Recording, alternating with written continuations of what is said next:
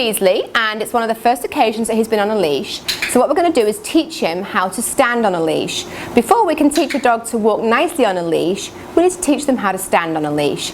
So what Bethany is doing is just giving him loads and loads of reinforcement for anything. Standing, sniffing, walking. He can do whatever he wants on that leash within a 360-degree turn of Bethany, as long as there's no pressure on the leash or he doesn't actually jump on Bethany too.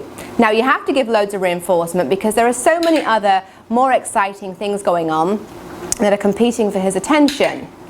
And when you first start this, start inside where there are as few distractions as possible, and then as you build the behavior you can take it outside and actually introduce some very small distractions.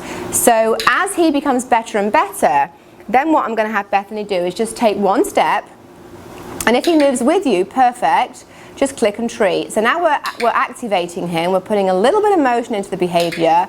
We want him to learn that even when the human starts to move, it's still really beneficial to keep that leash nice and slack. Excellent, good timing with the clicker. So now let's do 2 steps. Wonderful. And then 2 more. Super duper. And then 2 more. Now, let's keep that 2-step going, but let's try and orient him so he's on your left-hand side. So perfect. And Bethany's giving him the cookie from the left hand, and that way it stops him from crossing over in front of her to get the food. One of the big mistakes we can make is by delivering the food from our right hand and the dog starts to cross in front of the human to get the treat. Now let's do 3 steps, and then 3 steps.